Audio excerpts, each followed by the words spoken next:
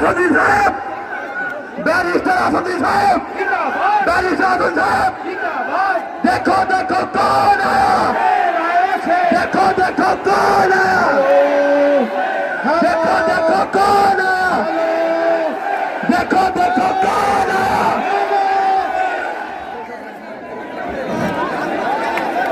इसके बाद स्टेज खाली करें, आप सब स्टेज खाली करें। और मैं इसके बाद आप सबसे मौजूदाना गुजारिश है खामोश हो जाए। इसके बाद हमारे बीच असदुद्दीन अवैसी साहब अपनी चंद बातें रखेंगे। आप सबसे गुजारिश है शांति बनाए रखें। असदुद्दीन अवैसी साहब अपनी चंद बातें रखेंगे।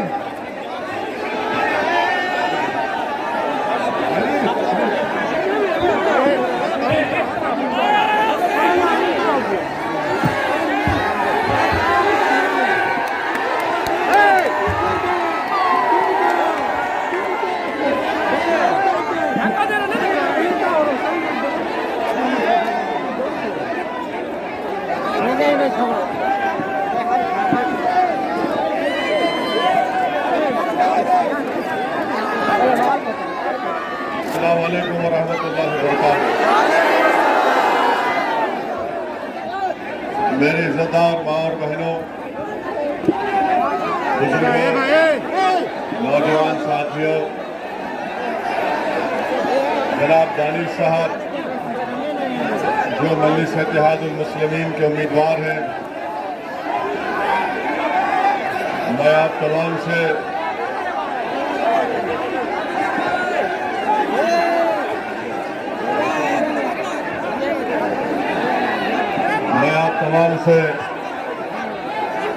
ये गुजारिश करने आया हूं कि 26 तारीख को जो असेंबली का इलेक्शन है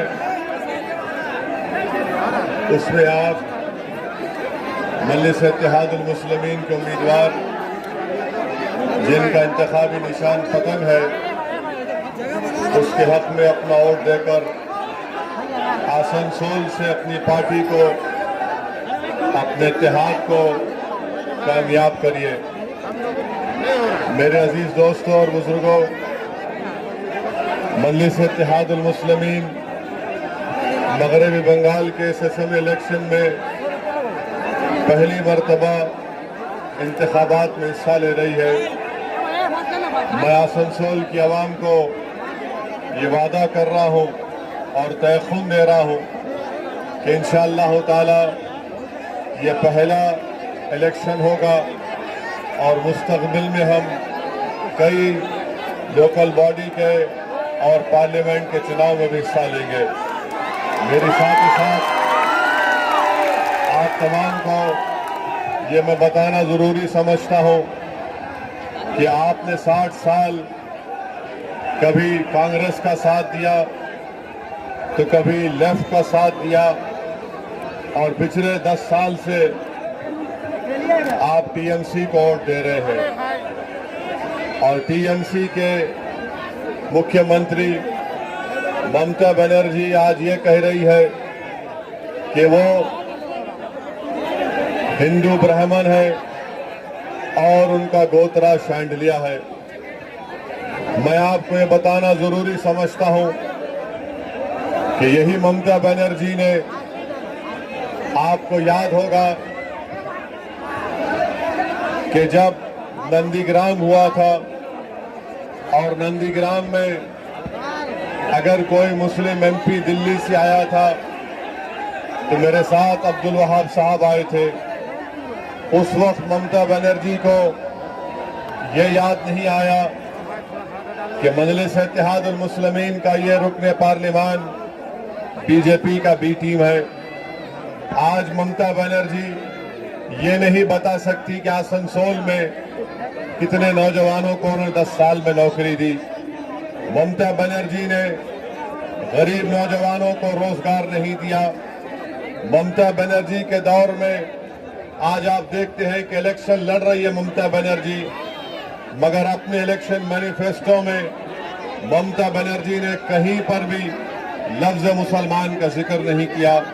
ममता बनर्जी ने अपना रिपोर्ट कार्ड दिया, मगर कहीं पर यह नहीं बताया कि बंगाल के मुस्लिम अक़लियतों के ताल्लुक से उन्होंने क्या काम किया। आज ममता बनर्जी बंगाल के माइनॉरिटीज से अपील करती है कि वो मुत्तहिदा अपने वोट का इस्तेमाल करे। मैं आपको बताना चाह रहा हूं कि मगरबी बंगाल में आज मुस्लिम अक़लियत का ये हाल हो चुका है कि 16% मुस्लिम बच्चे 9 और 14 साल के दरमियान के वो स्कूल को नहीं जाते। आज हायर एजुकेशन में सिर्फ 11% मुस्लिम माइनॉरिटी के बच्चे तालीम हासिल कर रहे हैं। आज आपको जानकर हैरत होगा और आपको तकलीफ होगी कि बंगाल की जेलों में 38% मुसलमान जेल में है। आज आपको जानकर ये बड़ी हैरत होगी कि आज गवर्नमेंट की मुलाजिमतों में सिर्फ 6% मुसलमान को नौकरी मिलती है। मेरे अजीज दोस्तों और बुजुर्गों, आज बेरोजगारी और गरीबी हमारा मुकद्दर बनाकर रख दिया गया।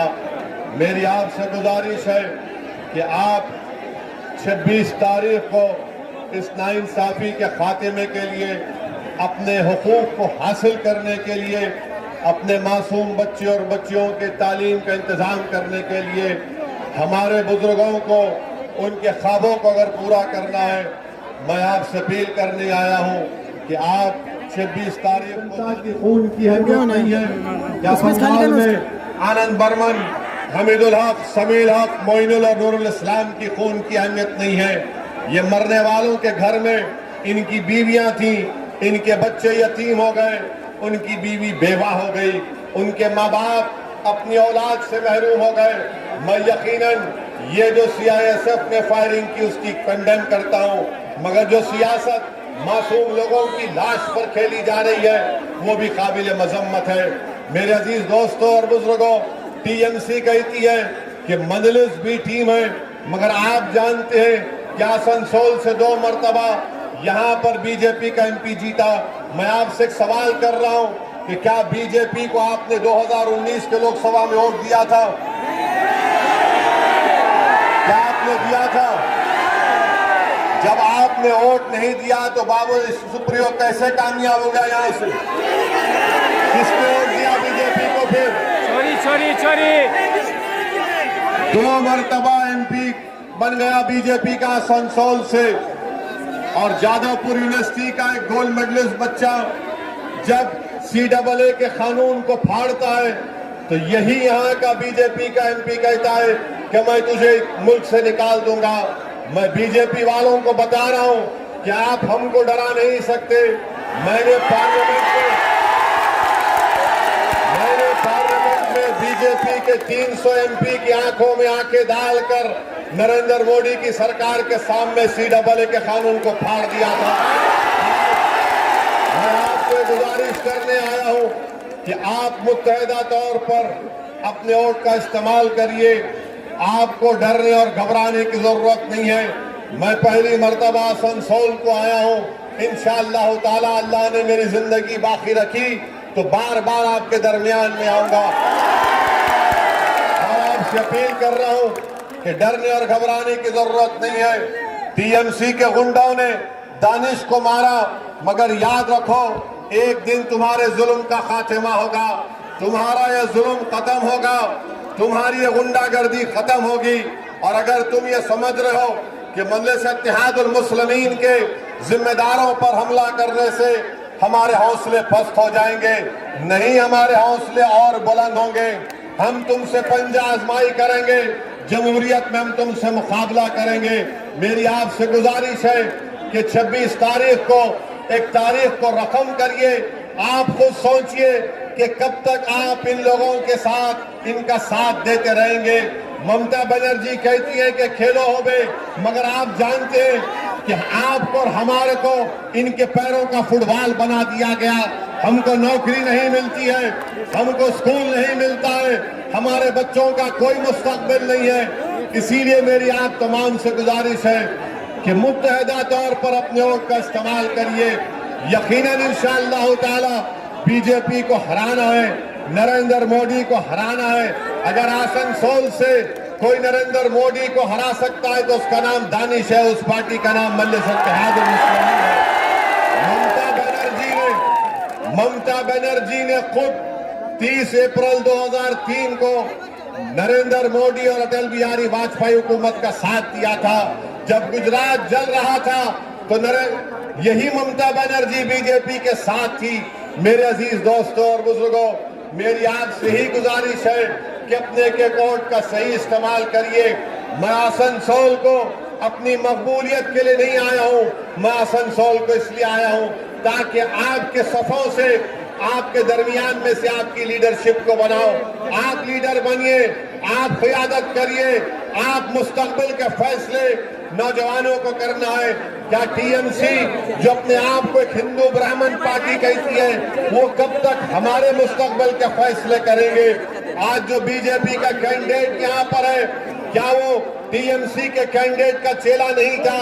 और यही लोग आज कल तक टीएमसी में थे, बीजेपी में चले जाते हैं। 2 साल पहले रामनवमी के नाम पर जब यहाँ पर एक बहुत बड़ा फसाद हुआ था, मैं यहाँ पर अपनी जानिब से मौलाना इमदादुर रशीदी साहब जो नूरानी मस्जिद के इमाम थे, उन्होंने अपने बेटे को खो दिया।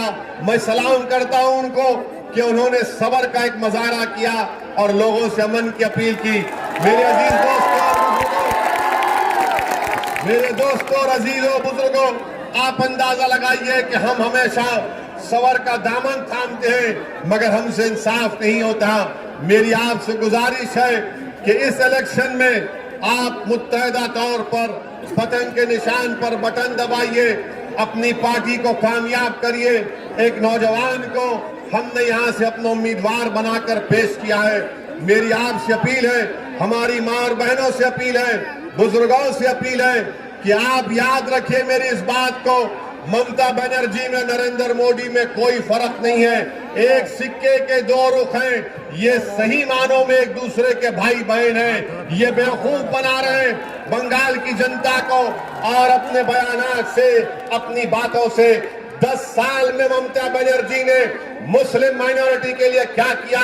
मैं चैलेंज कर रहा हूं, बताओ टीएमसी, तुमने मुस्लिम माइनॉरिटी के लिए क्या किया? ममता बनर्जी सिर्फ नाटक करती है, मुसलमानों को देखती है तो सर पर ओढ़नी पहन लेती है, अल्लाह अकबर कहती है, ला इलाहा इल्लल्लाह मोहम्मद रसूलुल्लाह कहती है। अरे क्या ये तमाम बातें करने से हमारे बच्चों को स्कूल मिलेगा, हमारे नौजवानों को हायर एजुकेशन का कॉलेज मिलेगा? आपके पास एक स्कूल की बिल्डिंग बन रही, बरसों से स्कूल की बिल्डिंग का काम मुकम्मल नहीं होता। ये नाटक कंपनी है। ममता बनर्जी आकर सिर्फ इस तरह की बातें करके चले जाती हैं। पार्लियामेंट में मैंने देखा है कि इनके एमपी बड़ी बड़ी अच्छी अंग्रेजी में तकरीर करते हैं, मगर जब हम वोट का डिमांड करते, ट्रिपल तलाक का कानून आया तो ममता बनर्जी इसके एमपी ने ट्रिपल तलाक के कानून में वोटिंग में हिस्सा नहीं किया, सिर्फ लोकसभा से वॉकआउट कर गए। सिटीजन CAA का बिल आया तो फिर उस वक्त वॉकआउट कर गए। आप बताइए, आपको क्या इसी पार्टी का साथ देंगे जो दिल्ली में लोकसभा में बैठकर नरेंद्र मोदी के साथ नूरा कुश्ती करती है? मेरे अजीज दोस्तों और बुजुर्गों, मेरी इज्जतदार माँ और बहनों, मुत्तहिदा तौर पर अपने वोट का इस्तेमाल करिए।